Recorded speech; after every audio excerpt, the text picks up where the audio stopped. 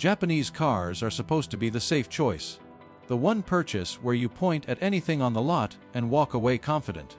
That reputation is real, but it belongs to specific models, not entire brands. Right now, one of the most trusted Japanese nameplates has an engine defect that gets worse the more carefully you drive it. Short trips, cold weather, normal everyday use, and your oil is slowly turning into gasoline. Another has a transmission so notorious that mechanics don't even attempt to repair it. They swap the whole unit knowing the replacement will likely fail too. And a third just scored 18 out of 100 on reliability, from a brand that millions of families buy without a second thought. Today I'm covering the 3 worst and 4 best Japanese cars to own right now. Some of these will genuinely surprise you. Let's get into it. This one won't shock you, but the scale of the problem might. The Rogue is one of the 5 best-selling SUVs in America. Millions of buyers grab one, thinking they're getting solid Japanese engineering. What they're actually getting is a Jatco CVT transmission that overheats, shudders under acceleration, and eventually quits. Owners report it dropping into limp mode in the middle of highway traffic. One moment you're doing 70 mph. The next, your Rogue is crawling at 25 mph while cars swerve around you. The typical failure window is 60,000 to 100,000 miles, but some owners have seen total CVT failure as early as 20,000. When it goes, you're looking at 3,000 to 8,000 for a replacement. One 2019 Rogue Sport owner got quoted 9,600s at 78,000 miles. Here's the part that really stings. This CVT can't be rebuilt like a conventional automatic. The whole unit gets swapped out, and the replacement fails too. Nissan settled multiple class action lawsuits totaling over $277 million. The warranty got extended to 84,000 miles. That sounds helpful until you realize most failures happen right around that exact number. The 2015 model year alone has over 460 documented complaints. If you're shopping a used Rogue from 2014 through 2020, this isn't a maybe problem. It's a when problem. This one caught a lot of people off guard, including longtime Subaru loyalists. Subaru sits in the top 3 most reliable brands in Consumer Reports rankings. The outdoorsy, family-friendly brand everyone trusts. When they launched the Ascent as their first 3-row SUV, it should have been a home run. Instead, the 2022 Ascent scored 18 out of 100 on reliability. One of the lowest scores ever given to any vehicle from any brand. The problem is CVT chain slippage. The drive chain engages before it's fully clamped, causing power loss, shuddering, and eventually complete transmission failure. Subaru recalled nearly 200,000 vehicles from the 2019 and 2020 model years and settled a class action. But the problem didn't stop there. One owner of a brand new 2024 Ascent reported total CVT failure within 12 days of purchase. Other owners have documented 3 or more CVT replacements on the same vehicle. Failures at 21,000 miles, then 68,000, then again after that. A dealer replacement runs 8,000 to 10,000. Some owners have waited over 40 days just for the part to arrive on back order.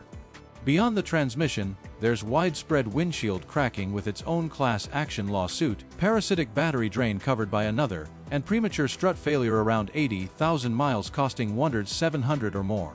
When owners who've bought 9 Subarus say there will never be a 10th, the Ascent has done real damage to the brand. This is the most important one on the entire list, because Honda has one of the strongest reputations in the car business. The CR-V is the 3rd best-selling vehicle in America. Parents buy it for school runs, grocery trips, and weekend errands. Those short trips are exactly what triggers the defect. Honda's 1.5L turbocharged engine has a fuel dilution problem. Unburned gasoline slips past the piston rings and mixes directly into the engine oil. The oil level on the dipstick actually rises above the full mark. Pull it out and it smells like gasoline. This happens on vehicles with fewer than 10,000 miles. The direct injection turbo runs cool for fuel efficiency. During short trips or cold weather, that excess fuel in the oil never gets hot enough to burn off. It just sits in the crankcase, thinning the oil and stripping away its ability to protect metal surfaces. Over time it destroys bearings, camshafts, and cylinder walls. Owners have reported blown head gaskets at just 59,000 miles. There's an active class action covering 2019 through 2023 CR-V models along with certain Civics and Accords using the same engine. Honda recalled 350,000 of these vehicles in China and extended the powertrain warranty on earlier US models. Their software fix has not resolved the problem for many owners. Their official guidance: drive longer distances and change oil more frequently. which is telling customers their normal driving habits are the problem instead of acknowledging the design flaw. Engine replacement runs 5,500 to 9,500. That's nearly the full value of a used CR-V with 80,000 miles. The crucial tip: Honda's naturally aspirated 2.0L engine doesn't have this problem. If you're shopping a used CR-V or Civic from this era, look specifically for base models with the 2.0L or go with the hybrid powertrain, which uses a completely different engine setup entirely. Go ahead and laugh. Everyone does. But the data doesn't care about the jokes. The fourth-generation Prius, 2016 through 2022, has one of the lowest total ownership costs of any car ever built. Lower than a Honda Civic. Lower than a base Corolla. Consumer Reports gives it an 89 out of 100 reliability score. 10-year total maintenance runs around 4,000. That's roughly $30 a month to keep a car running. The hybrid battery is warranted for 10 years or 150,000 miles, and most last 200,000 to 300,000 miles before showing any degradation. Because regenerative braking does most of the work, brake pads routinely last 80,000 to 100,000 miles. Oil changes run 45 to 65. The only recurring cost most owners ever see is the 12-volt auxiliary battery, 200 to 350 every 5 to 7 years. One thing worth knowing: the Prius catalytic converter contains precious metals that make it a prime theft target. A converter shield runs 250 to 250 installed. Worth it if you park on the street. The 2020 through 2022 models are the sweet spot on the used market, typically 18,000 to 24,000. This is the biggest surprise on the list. When people think reliable SUV, they immediately go to the Toyota RAV4 or Honda CR-V, but RepairPal ranks the Mazda CX-5 number 1 out of 26 midsize SUVs with a 4.5 out of 5 reliability rating. It outperforms both the RAV4 and CR-V on every single reliability metric. Annual maintenance averages 40-47 per year versus 573 for the class average. 10-year total maintenance runs about 700. The chance of a major repair in any given year is just 8% compared to 13% for the class. The reason is engineering simplicity. The CX-5 uses Mazda's naturally aspirated Skiactiv 2.0 engine paired with a conventional 6-speed automatic transmission. No CVT, no turbo complexity, no dual-clutch gearbox. Just proven components validated over millions of miles. The 2023 model year had 0 NHTSA recalls. One important note: Mazda's overall brand reliability score dropped recently in Consumer Reports. But that drop comes entirely from problems with the new CX-70 and CX-90 plug-in hybrid models. The CX-5 itself remains one of the most reliable vehicles in its class. Don't let the brand headline fool you on this one. A luxury SUV on a reliability list sounds like a contradiction. The numbers say otherwise. The Lexus GX 460 earned a perfect 100 out of 100 reliability score from Consumer Reports, the highest of any vehicle tested that year. Under the leather and wood trim is the same platform as the Toyota Land Cruiser Prado. The mechanical DNA of arguably the most durable vehicle architecture ever mass-produced.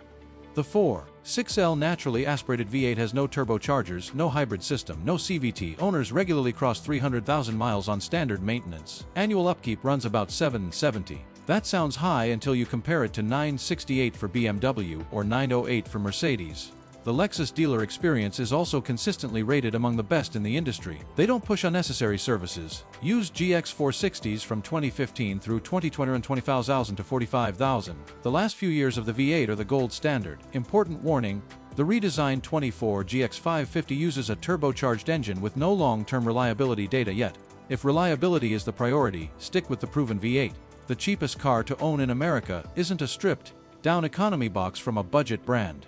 It's the Toyota Corolla Hybrid, and it isn't even close. Consumer Reports gives it a 93 out of 100. RepairPal ranks it number 1 in the compact class with a 4.5 out of 5. Annual maintenance averages just a 362 per year. 10-year total ownership cost comes in around 4,087, over 3,000 less than the compact car class average. Regenerative braking extends brake pad life to 50,000 to over 100,000 miles. The hybrid battery is warranted for 10 years or 150,000 miles and designed to last the life of the vehicle. Toyota covers the first 2 years or 25,000 miles of maintenance completely free. The Corolla is the most produced car in history, over 50 million sold globally. That means parts are the cheapest and most available of virtually any vehicle on the road. Every auto parts store, every mechanic, every salvage yard stocks Corolla components. No specialized tools. No expensive diagnostics, at around 22,000 new with 10-year ownership costs lower than almost anything else. The Corolla Hybrid is probably the most economically rational vehicle you can buy in America right now. Here's the real takeaway from this entire list. Japanese reliability is model-specific, not a brand guarantee. A 2020 Mazda CX-5 will almost certainly outlast a Subaru Ascent from the same year, even though Subaru ranks higher as a brand overall.